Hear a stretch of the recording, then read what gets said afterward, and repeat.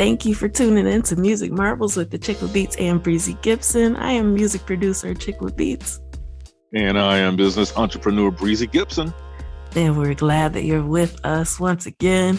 We really love doing this and coming together. And, of course, this time we actually get to celebrate Women's History Month for the whole month of March. How awesome is that?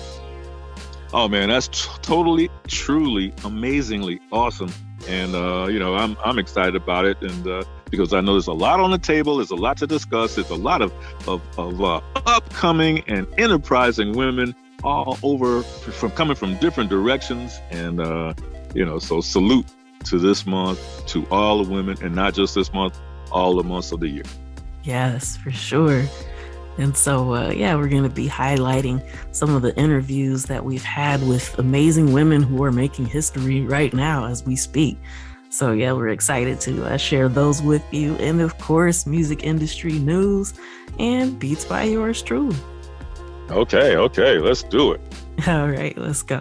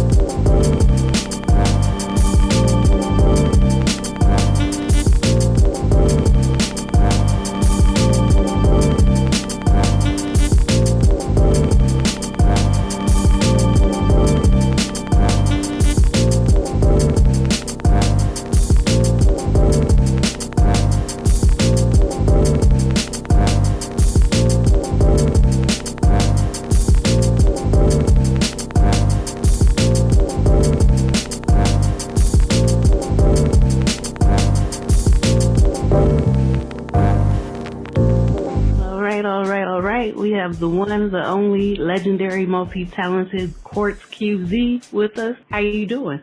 Thank you. I'm doing good. How are you? Really, really good. Really good. We're excited to have you, come tell us a little bit about yourself. So why don't you let the listeners know exactly what it is that you do? Because I know you got your hand in DJing. You can rap like I don't know what, a for real true MC. And you got a lot of stuff going on. So why don't you let the listeners know who you are? Thank you for the introduction, and I appreciate you welcoming me to the show. Been following you for a bit on social media, so I was fangirling when I got the message. Super excited. But about me, I have been dipping my hands in pretty much most of the elements of hip hop. So my love started out with, I want to say rapping, but if I'm being real, taking it all the way back, breakdancing, absolutely loved copying the moves as a kid, or at least attempting to. And then later on in college, I joined a breakdance club. Wasn't in it for long. I realized you have to have a load of upper body strength for that, which, I hadn't really thought about before.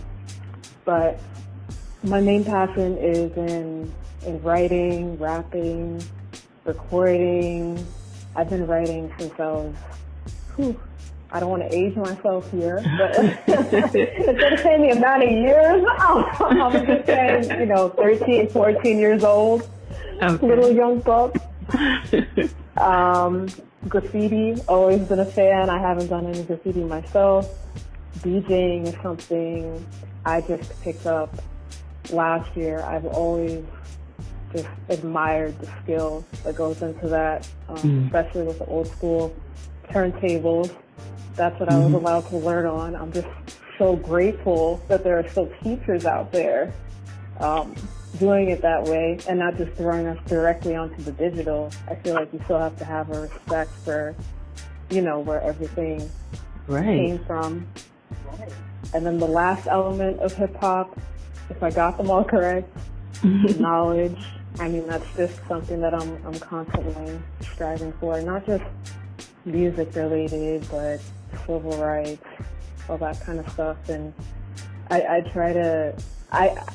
used to hate labeling myself as a conscious rapper, but I try to teach and do storytelling through most of my music. That's amazing. That's really awesome. And, it's one of those, the lost elements, if you will, sometimes on a massive level. But, I get what you mean about not wanting to label yourself as conscious, because if you actually love hip hop, it's automatically assumed with it, instead of like the watered down version that they keep trying to push to us. But, if you're a true MC, you're naturally going to be conscious. So why should you have to put the label in front of it, if you don't want to? So no, totally feel you there. So yeah, I'm not trying to make you date yourself at all, but who were some of your major musical influences that, when you tap into sitting down, writing lyrics, you want to shout out more people that just kind of gave you your shape, if you will? Whew. Oh man, I was actually thinking about this earlier today. I mean, this week is hip hop's birthday. Happy birthday, baby! I love you. Shout out to hip hop. But as far as like just favorite rappers and people that molded me when I first started, DMX was definitely one of them. Though I don't really listen to him anymore. I'm actually not even sure if he's putting out any new stuff. Nas, top, just number one. During the Jay-Z Nas feud, though, I will admit I was team Jay-Z. I was a fool, but then I came around. I mean, I love them both now, but it's clear that Nas is more my style. Guru from Gangstar, rest in peace. Nate Dogg, I mean, more known for his singing style, but there's just something about his melodic voice. I love everything that he put out. Shout out to Hieroglyphics, West Coast rap group, especially A Plus. And I know you don't want me to go on for the rest of the night, so I'll just leave those as my highlights that first came to mind. Okay. Yeah, just giving us a and little shout out to Kim. Sorry. Oh, yeah. Yes. Yes, indeed. I've really been... I've been enjoying the love that they've been receiving ever since the premiere of the WAP video, and how people are kind of, shouting out Kim for influence, and Missy, and, Foxy too, for that matter. So definitely. Oh, yeah. All right, thank you so much for tuning in to Music Marvels with Achickwitbeatz and Breezy Gipson. We have the one, the only Fire Free in the virtual building with us today. How you feeling? I'm great. Thank you so much for having me. Thank you. Absolutely. It's an honor to have you back. This is not your first Music Marvels interview, so it's good to have you on the show again. But for our new listeners and people who may not be familiar, can you give them a little bit of background as to who Fire Free is? Hello. I'm Fire Free. I'm a spoken word poet as well as written word and a psychologist. Okay, let's talk about that a little bit more. So, you do spoken word, written word. How'd you get into poetry? Poetry has been very healing for me. So to make a long story short, I've been doing poetry all my life, but I left an abusive relationship and about 10 years ago, and I had to reestablish who I am as a person and had to grow. And so I realized that I had so much built up and pent up emotion and expression that had been I'd been holding in. And so as a result, I started writing, and then I started performing, and then performance grew into being a community activist and being around the community. And I did it all while I was in grad school getting my master's in psychology. Okay. So that's really an interesting blend. Can you tell us a little bit about how poetry may have helped you during that process, or how your educational background may help you with poetry? Oh, it is the craziest blend. So as a result of doing everything, I noticed that writing and journaling really did a lot for me and allowed me to kind of see some of the things that I was going through. And then when I reread it, I was able to kind of understand some of my emotions and actually look at myself as an outsider looking in and seeing a lot of my own struggles. And so my poetry would be an expression of what I was feeling at the time. And I ended up writing a book about that period of time called Commit to Healing, which I focus on a lot of my process during the time where I'm looking at my emotions. I'm giving my emotions thoughts, and I'm giving the feelings that I'm having, my anxiety and my sadness and all of the things I was feeling at the time. I'm able to give it some substance, and that really allowed me to kind of let those emotions flow, and I wasn't stuck. One of the things that may happen with trauma is that trauma is stunting, and it can leave you in that time of trauma. And so when I was able to kind of write all that out, it was able to move me and allow me to move forward through my process. And so the strength of being able to study my mental health while I was looking so closely and working through my own, really truly did go hand in hand and let me see the gifts that come from giving myself the permission to express my thoughts. Wow, that's really deep. Thank you. Yeah. Hearing you explain it that way makes so much sense. And, being in the artistic community, we know that so many people struggle with mental health issues. And so, how would you recommend people, artists, creative types, whatever, any types of ups and downs that they go through, how would you recommend that they handle that? I honestly encourage expression. but especially because in the art world, expression is also tied to things that cause anxiety and stress. Mm-hmm. I also recommend opening up to other forms of expression. Like if you're an artist, hang out and with writers, read some writing. If you're a musician, hang out with other types of performers and other type of artists. We honestly are our own mental health community. And then I also strongly encourage anybody who hasn't, if you can, have a professional, have a therapist close by, and make sure that you can create a relationship with your therapist.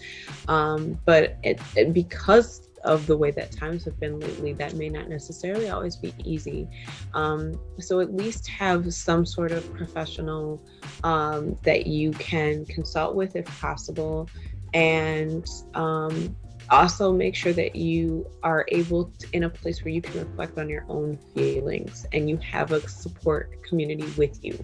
So if somebody is able to say, you're kind of different right now, you can at least have some sort of bearing of what that difference looks like. All right. Thank you so much for joining us on Music Marvels with Achickwitbeatz and Breezy Gipson. We are so thrilled to announce that we have a dynamic lyricist with a presence. I mean, just captures you every time. She drops her rhymes. We have the one, the only Amber Simone in the virtual building with us today. How you feeling? Oh, well, thank you so much. I'm well. Just been chilling for the most part. Yeah. Okay. So that's what's up. So if you could let people know, a little bit about you. Who is Amber Simone? When did you realize that you needed music to be a part of your life? And, just kind of walk us through the early beginnings. Yeah, well, I've always had like a very strong love for music. Like even when I was younger, like coming up, I really didn't listen to rap music like as a youngin'. Like I was on the Temptations, like the Four Tops, like that. That's what my mom was listening to. So as that grew, like I'm like, man, music can take you so many places. Like when you're down, it can make you happy. Like it can make you reminisce.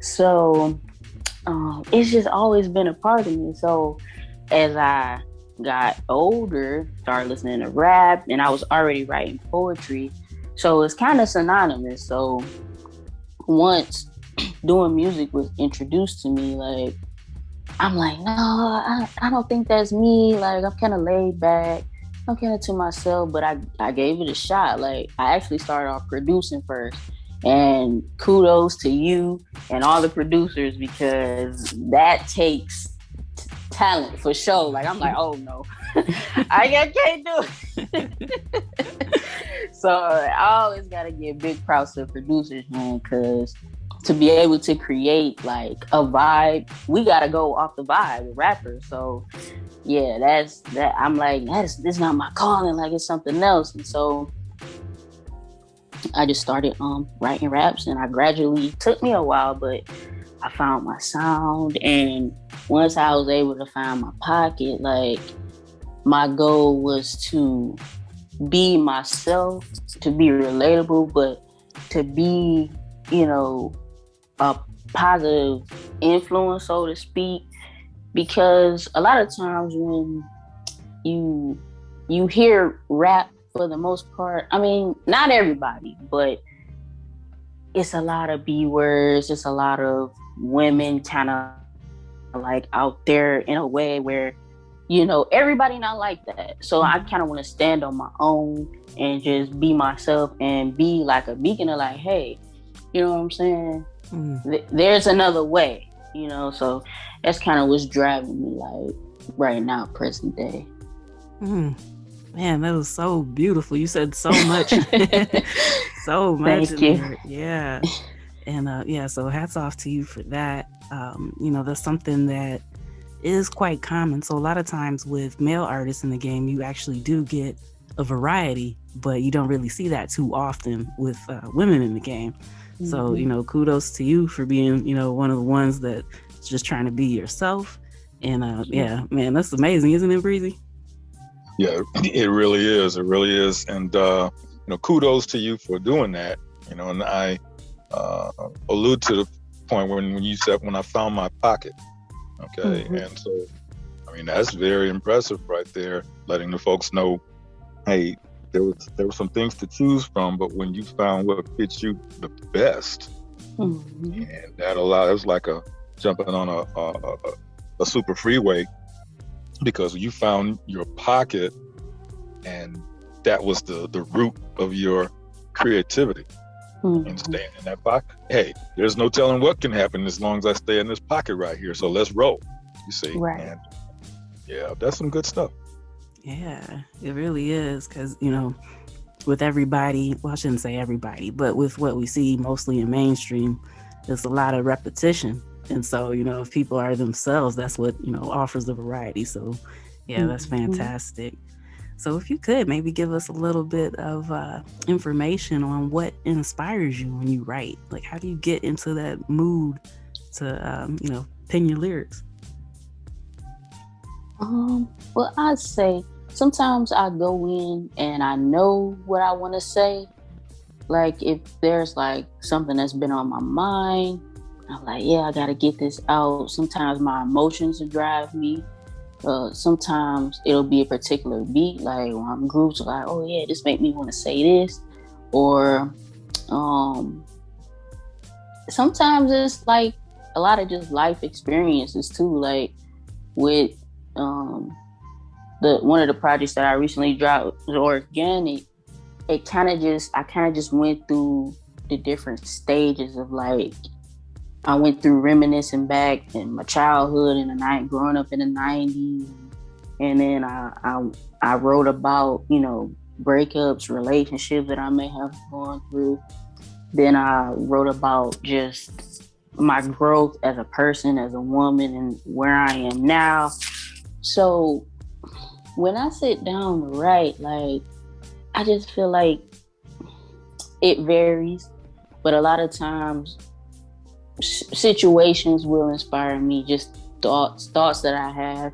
As far as artists will inspire me, I have to say I'm a huge Kendrick fan, like a Nas fan, like, oh man, Lauryn Hill, like, they just legends to me. So like when I wanna be on that level one day where when I drop, like people be like, yeah, I know, like it's about to be sweet. You know what I'm saying? Like every time Nas drop, majority of the time Nas drop, hey, like he came out with one of them. I'm like, but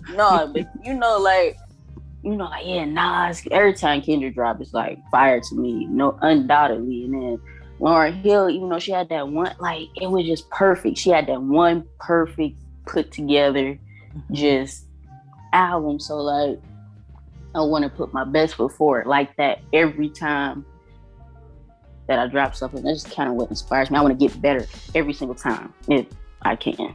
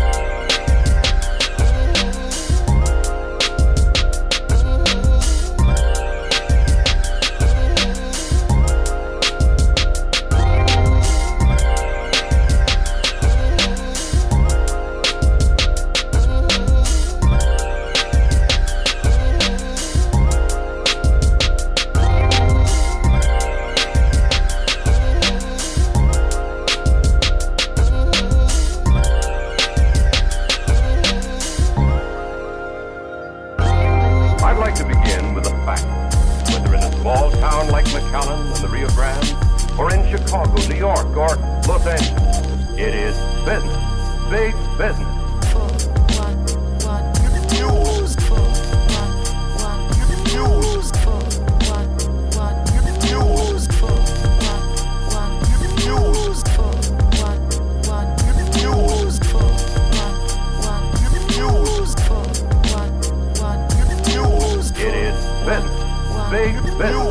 All right, and we're back with music industry news. First off, AudioMac and the Black Music Action Coalition have launched Black Music Executives Are the Future. And so this is a paid internship and mentorship program. So, paid internships, that's the way to go. So if you know anybody that's eligible, or if you yourself are eligible, this is definitely something you want to take advantage of. They'll be selecting 5 Black undergraduates or recent graduates if you've earned a degree as recently as April of 2021. So you get the chance to participate in a 3-month paid internship at AudioMac. It's going to include, opportunities for several departments like marketing, creative design, editorial, and content strategy, as well as content operations and tech development. So, all these facets are very, very important to the music industry. And so to kind of highlight that and show people who want to kind of get their feel for it in a paid opportunity. So this is a really, really, really fascinating chance for you to take advantage of. Hey, sounds great. I mean, doors open all over the place, with a little bit of effort. Right. Sometimes we got to push people, open those doors for people, but hey, but when they open, you got to step right on in, and we're glad that a lot of opportunities are coming up and are being developed for people to step right on in and make it happen. Yeah. It seems like so far with these last few episodes, we've got a lot of things like that to share. And so, that's always a beautiful thing when that happens. Mm-hmm. I agree. All right. And Universal Music Group has announced the launch of Def Jam India. So Def Jam India will basically follow the blueprint of Def Jam Recordings, which most people know has influenced the hip hop world and urban culture for more than 35 years. And so the explosion of popularity in hip hop as a genre in India has just exponentially risen in the recent years. And so now with the connection with Def Jam India, it'll help solidify that and make Indian hip hop culture available on a global scale. So another awesome opportunity and something to pay attention to. Yeah, for real. All right. Yeah, we've been saying it for a while. Hip hop is universal. And so it's really nice to see this. And especially for this to be kind of showcased to the United States, because it's typically a part of the U.S. culture to kind of, since it's the largest music market, sometimes, people within the market kind of forget that there's so much talent outside of the U.S., especially hip hop talent. So, this will be a great thing. I agree with you totally. And hey, we still can go back just a couple of weeks to the recent Super Bowl, and them opening the door for hip hop artists to come in and perform at halftime. And so we're going through another cycle. Springtime is here.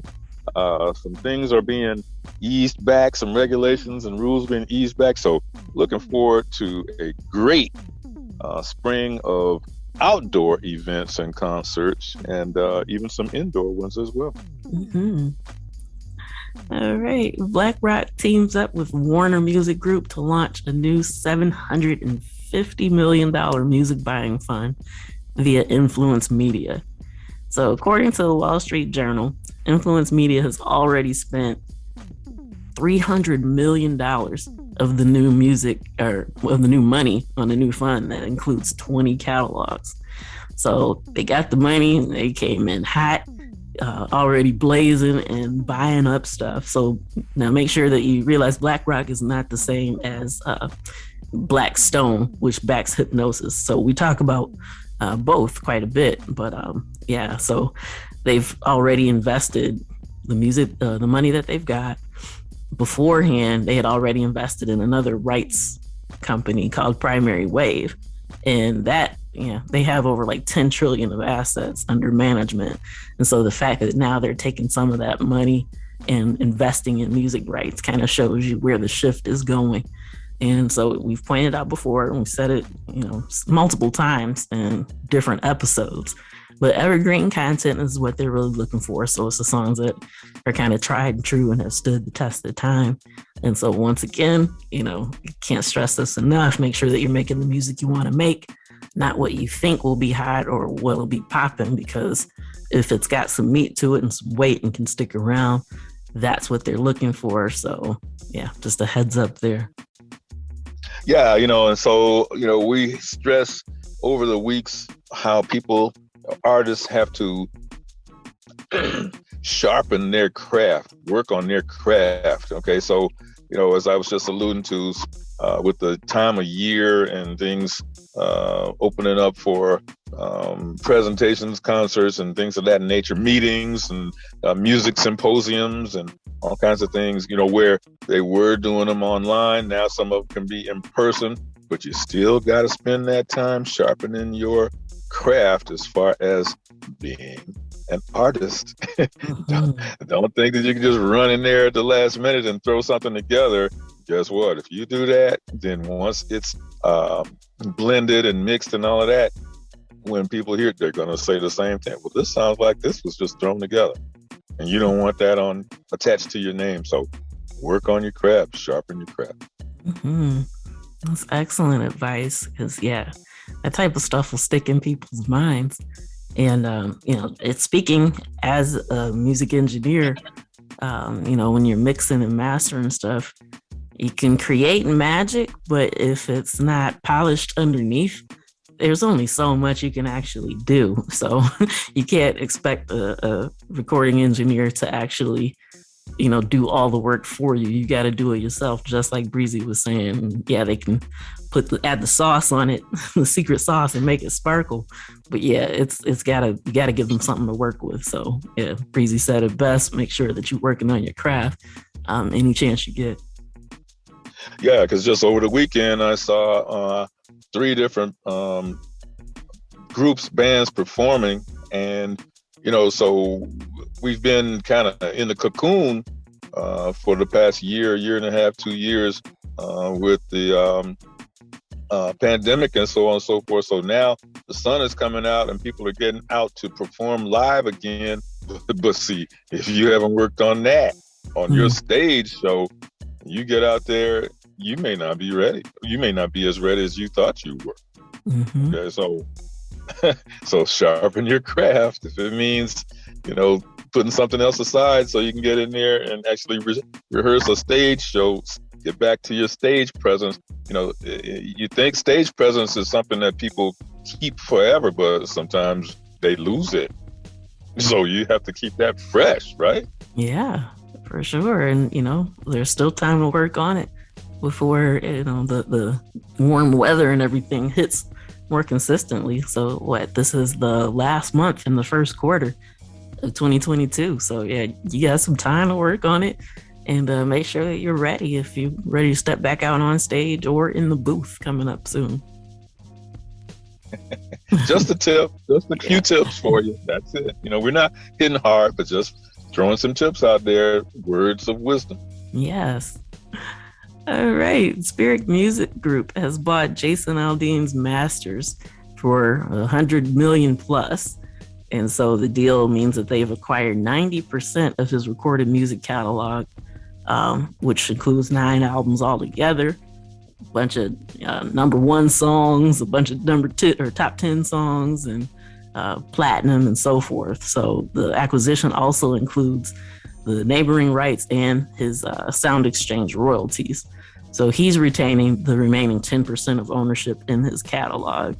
And so this deal is kind of important to highlight that not everybody's selling 100% of everything. So for these people who have, owned their masters for a set amount of time and all this, and now maybe they're looking for a larger influx of cash for a while, at least, there's options to be able to keep some of that depending on who you're dealing with. So once again, this is also another opportunity to highlight that contracts can be negotiable, but not if you sign them. So it's important to make sure that you have everything looked over and that is something that you're comfortable with in the long term. Yeah, and I'm going to use Jason Aldean as a point, a high point. Now you got to believe, if you're into entertainment, music production, music performing, and so on and so forth, you got to know that they weren't going to come to Aldean just for the heck of doing it. They came to him because he put the work in and came out with a very masterful craft. Mm-hmm. That's what attracts people, and that's where money comes up. Okay, so if you're a up and coming artist or even a seasoned one, just point to a situation like that to show, hey, he wasn't letting time go by and not doing anything. He was in there digging in behind the scenes, rehearsing, making sure that everything was the way it needed to be. So when he came out on stage or went into the studio, it was tight. Yeah. So as you got to do it. You got to do it. Mm-hmm. Excellent point. All right, and Beatport, the online retailer and subscription streaming service that specializes in electronic music, has acquired Amp Suite, which is a UK-born music industry tech company. And so Amp Suite is known to supply independent labels with DIY software, tools, asset management, accounting, promotion, you name it. It's called Amp Suite, and they're really amping up everything and offering all the stuff that music artists kind of need to be successful. So, Beatport is one of those things that, they've got tons and tons of music out there. And so it's always kind of nice to see them ramping things up to make things easier for artists to be able to promote their music. So, if you make dance music or know someone that does, you might just want to make them aware of this, or, just retain it. We hope that you've been taking notes on this type of stuff, but new opportunities there. Mm-hmm. It's there. So let's get it. All right. We're going to take a quick pause for the cause, and then we'll be back with more music industry news right after this.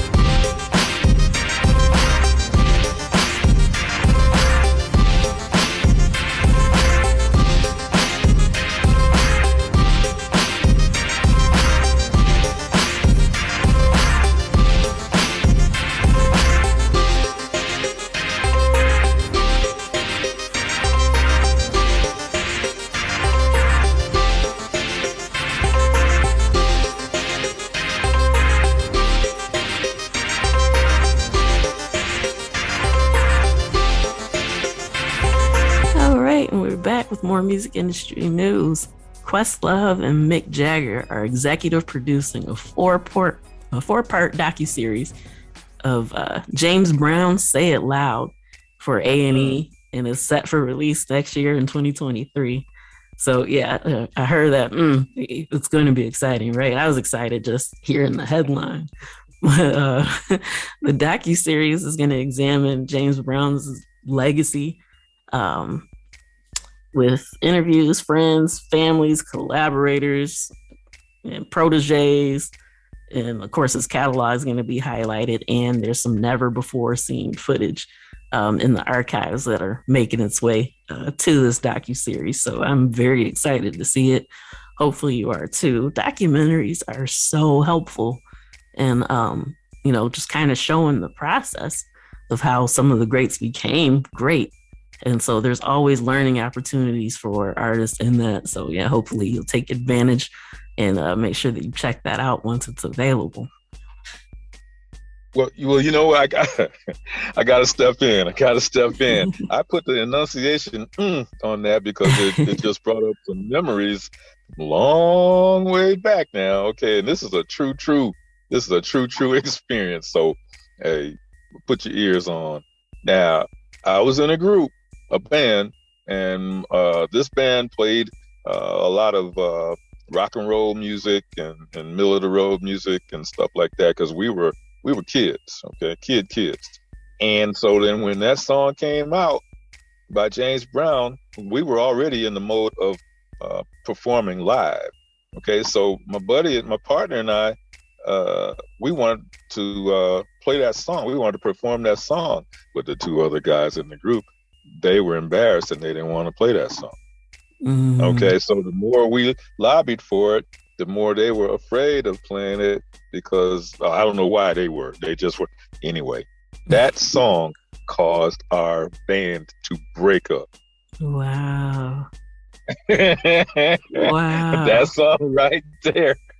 Because they were intimidated. The others were intimidated, and hey, I'm not in their shoes, so I can't say what they actually felt. Yeah. But they were intimidated. They didn't want to play it. My buddy and I wanted to play it, so guess what? Band broke up. End of story. Moving forward. Very fascinating story. And, it's interesting that you and your buddy took that stand. Makes me think of Billie Holiday. So when the guy wrote Strange Fruit for her label didn't want to record it. So she left and found the label that would to be able to do it. So yeah, that's a really, really interesting point that you bring up, because it's something that a lot of artists might have to face. A lot of the greats have different ideas about what artists are supposed to do, whether it's to entertain or educate or reflect what's going on. So yeah, that's something that every artist kind of needs to take stock of and realize, hey, is it important for me to get this message across in my music, or do I just want to, so yeah, that's a very, very interesting point. Sounds like another topic for that's a whole episode in itself right there. The band broke up over that song. Okay, let's move forward. All right. Public Enemy's Chuck D had a chance to talk about his new comic book, or graphic novel, if you will. So it's really, really cool that this happened. So the comic is called Apocalypse 91: Revolution Never Sleeps, but it's based on Public Enemy's Apocalypse 91: The Enemy Strikes Black, that came out in 91. So Chuck D says that Apocalypse 91 album is pretty much the soundtrack to the graphic novel, but the music came first, then the images. So he's saying that they're reciprocal, and it's interesting to see the graphic novel component to the sound, story, sight, and ideas that were made over 30 years ago.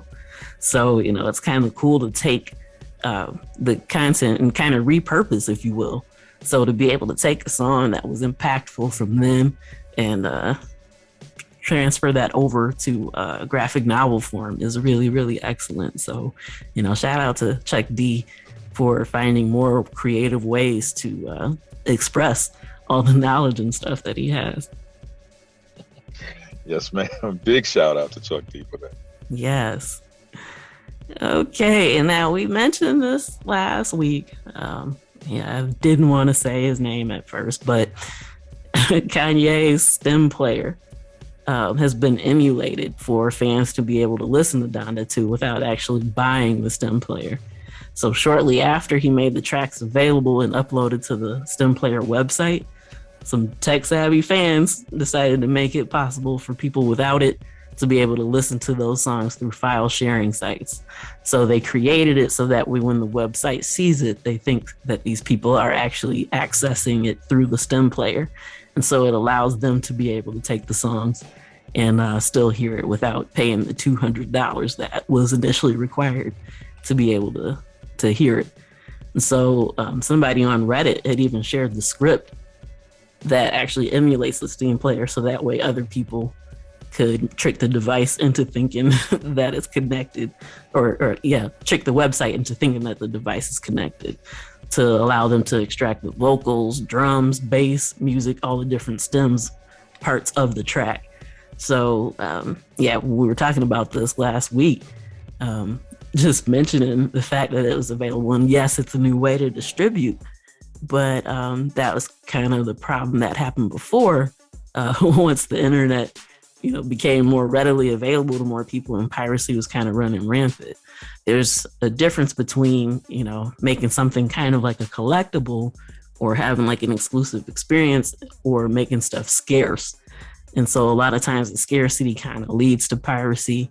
And even though we had just talked about it last week, I didn't realize it was going to happen this way, this quickly. So, it just kind of goes to solidify that. We'll see what the response to that will be. I'd imagine somebody like Kanye probably has a team that's already working on ways to rectify this. But it's been some crazy stuff that's popped up since then. As a matter of fact, on the Apple Music charts, I think it was, Wanye Kest had actually made its way to like number 43 with fake tracks that somebody had used from the stem player. And I guess a lot of people kept listening to it and didn't even realize that it was Wanye Kest and not Kanye West. So people are hard at the piracy and actually trying to make some moves with it. So just a heads up, you want to make a memorable experience for your fans, but also don't make it too difficult for them to get the music, because then stuff like this will happen. Yeah. And on that note right there too, because of current events that are taking place in the world today, make sure that each and every one of you take a look at your protection on either your tablet or laptop or desktop or however you're operating, phone, okay? Because we got some really, really devious crews out there from a specific country in the East that are trying to just find any kind of way to get into your equipment and mess you up. Okay. So, and it has to do with a war. So everybody check your protection on your device very quickly and make sure it's up and running, because there's folks that's that upset, and then they'll just mess you up just for the heck of messing you up, and then move on to the next person. All right. Universal Music Group has acquired Neil Diamond's complete song catalog and all his master recordings. So this is kind of a different side of what we were talking about earlier with Aldean. But under this agreement, which also includes previously unreleased tracks, so they'll be able to release future music and still collect those rights, and anything that he'll do if he decides to return to the studio. So Neil Diamond sold everything, but considering what his catalog is like, I'm pretty sure that it was a pretty penny that they offered him. So that's not public at the moment, but we know that they had to come off with some serious change in order to get him to agree to that. Wow. things be happening. Yes, for sure. Yeah. All right. And speaking of things happening, the first statewide prison radio station in U.S. history is launching in Colorado. So, shout out to our listeners there from another station that is home to us, Sparks Radio. Inside Wire has a 24-hour program schedule that includes weekday morning music show, audio, daily bulletin board with announcements, news for listeners. There's going to be like narrative features and weekly shows called Up to the Minute with Dean Williams, which is an unfiltered conversation between residents and the executive director of the Colorado Department of Corrections. So, this is something that is very, very new and very unique. And so it'll be kind of interesting to see what comes of that and if this is something that's going to kind of be more widespread. So yeah, I don't know what to really expect from it, but it's nice that some of these people will be able to have a creative outlet to be able to educate and inform people on a broad scale. Yeah, the education tip, you can't avoid that.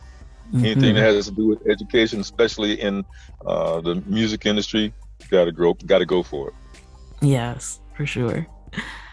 All right, that does it for music industry news. We're going to take another quick break and then we'll be back to close out the night with you. Okay, sounds good.